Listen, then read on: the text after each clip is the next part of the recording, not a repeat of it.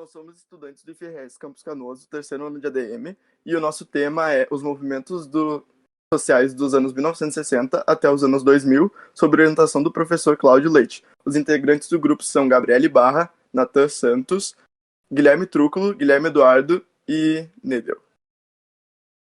Nos anos de 1961 até 1964, houve várias greves no país. Dois movimentos surgiram no campo que foram considerados os antecessores dos atuais sem terra, que são as Ligas Camponesas do Nordeste e o Movimento dos Agricultores Sem Terra, no sul do país. Já na área da educação, surgiu o Movimento da Educação de Base, em que setores da área da educação e da cultura se juntaram aos grupos que lutavam por um projeto de desenvolvimento nacional autônomo, produzindo eventos, movimentos e publicações. Foi um ano marcado pelo sindicalismo industrial que viveu grandes conflitos externos e internos. O movimento feminista é geralmente classificado em ondas e fases.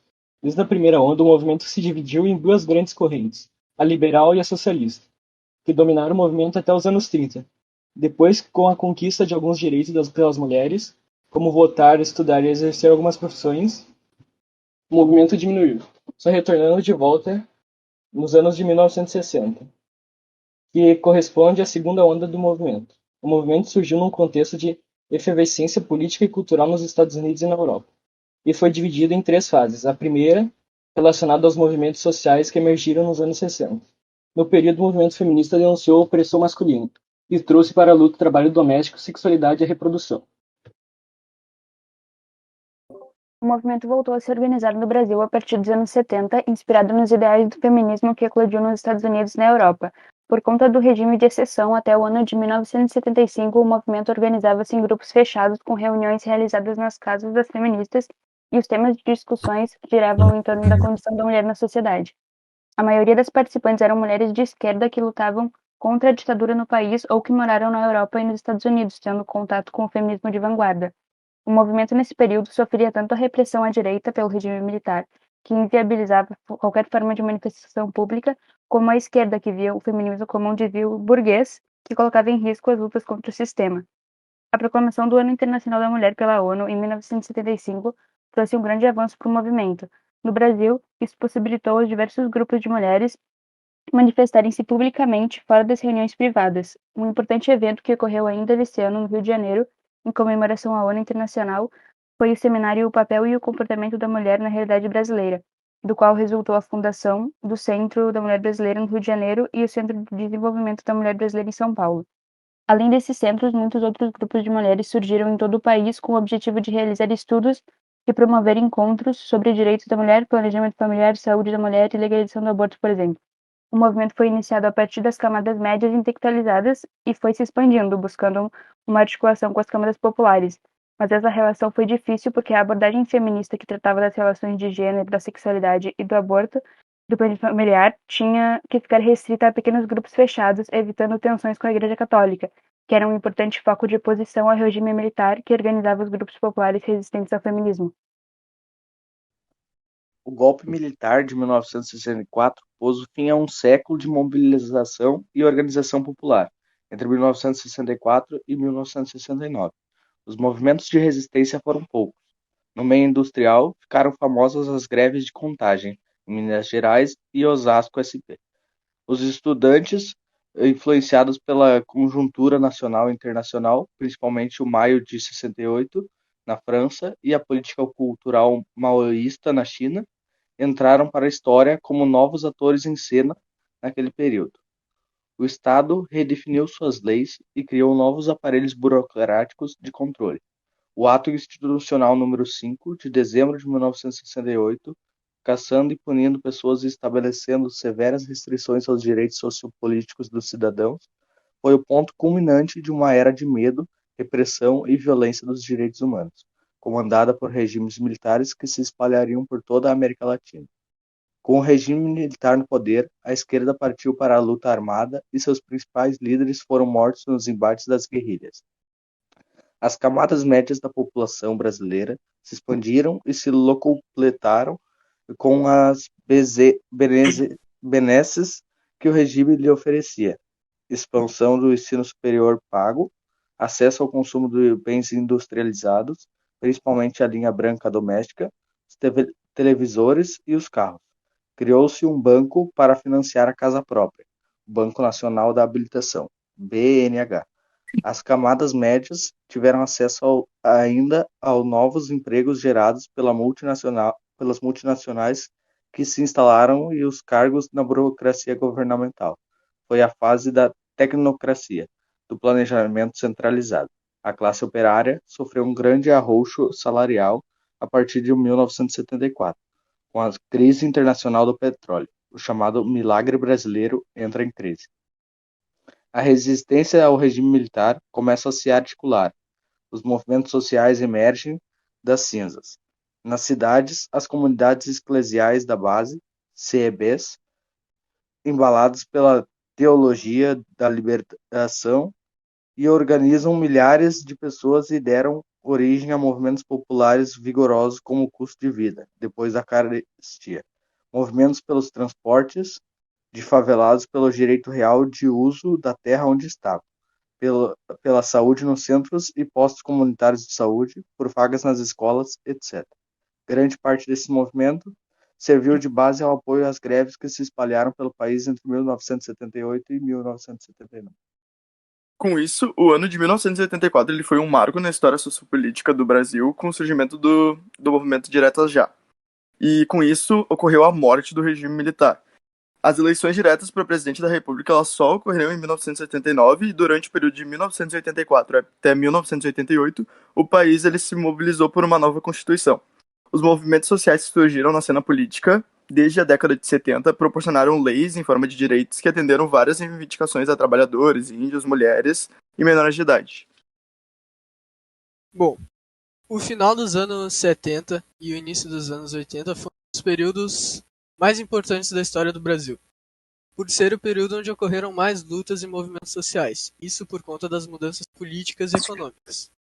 A rearticulação da sociedade civil e a união das forças de oposição política levaram a sociedade a um clima de esperança, de necessidade da retomada da democracia e da participação de todos nas decisões sociais e políticas. Portanto, as lutas tomaram características de agitação popular, com greves e saques ao comércio, demonstrando descontentamento social e a necessidade de mudanças. Já com o fim da ditadura, novos movimentos sociais surgiram e foram ressignificados, tendo a participação de novos atores e se referiam aos direitos sociais modernos, que buscavam a igualdade e a liberdade em relação à raça e gênero, por exemplo. As preocupações deixam de ser de ordem econômica, como assim eram os movimentos populares de resistência política, para passarem a englobar as carências de sobrevivência imediata da população. Os novos movimentos populares e políticos surgem com o intuito de firmar políticas públicas que vão ao encontro das novas propostas desses que esperam que o Estado auxilie com os efeitos da injusta distribuição de renda. Nesse contexto, os movimentos passaram a se dividir em setores, saúde e moradia, mas eram interligados por meio de ONGs, o que resultou num grande aumento dessas organizações. E alguns dos principais movimentos desse período são, por exemplo, no ano de 1979, a criação do movimento dos Sem Terras, no ano de 1983, o movimento de desempregados em São Paulo, e no ano de 1989, a recriação do movimento pela reforma urbana. No final dos anos 80, ocorreu também a segunda fase do movimento feminista, quando os movimentos enfatizaram questões culturais e identitárias. Se deu a partir do fim da Guerra Fria e com o declínio do comunismo. O movimento passou a privilegiar o espaço da cultura, demandas políticas pelo reconhecimento das identidades e das diferenças.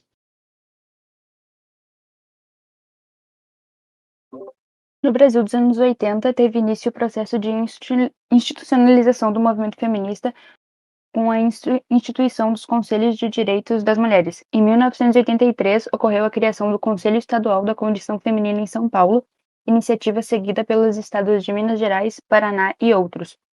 Em 1985, surge também o Conselho Nacional da Defesa dos Direitos da Mulher, em nível federal, com o objetivo de fomentar os debates em torno da necessidade de mudança, tanto na legislação em relação aos direitos das mulheres como cidadãs, como no que se refere às questões específicas do sexo feminino e à denúncia da desvalorização da mulher. Mas a criação desses conselhos não foi consenso entre as feministas e, por questões políticas, houveram muitas correntes opositoras.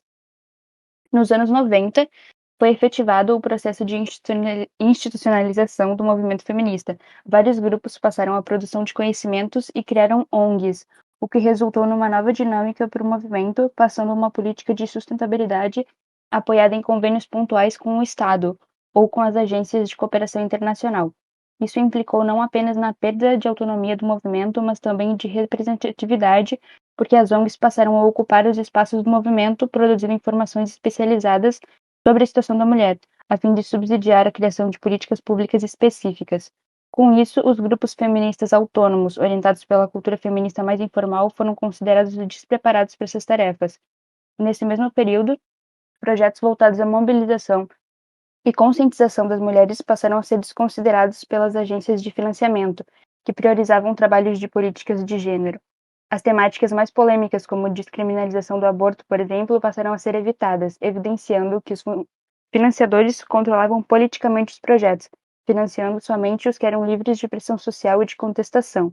Mas, apesar disso, ainda persistiram várias manifestações de mulheres em movimentos populares, sindicatos e em expressões mais radicais do feminismo, capazes de grandes mobilizações de mulheres.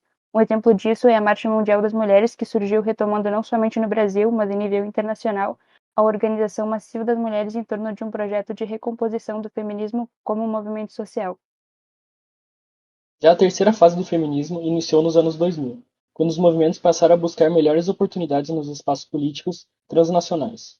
Assim, junto com os ambientalistas, ativistas do desenvolvimento e os povos indígenas, o movimento feminista da contemporaneidade inaugurou uma nova fase em que a justiça de gênero foi sendo reenquadrada, com a articulação entre redistribuição e reconhecimento.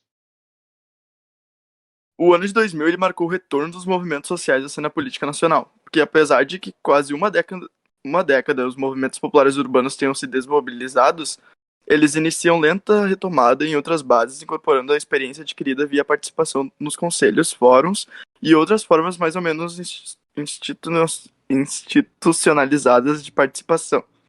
Entretanto, outros movimentos sociais ganham as manchetes da mídia, como o dos índios. Eles se reorganizam em função da luta, seja a demarcação de suas terras, realizaram marchas e caminhadas e aproveitaram a conjuntura política em torno da polêmica questão dos 500 anos de descobrimento do Brasil, para protestar e exigir os seus direitos. Foram reprimidos pelas forças policiais e ganharam a simpatia e o apoio de governos e organismos internacionais que se manifestaram contra a violência cometida. E o MST, com isso, ganha novo fôlego e se alastra por todo o Brasil.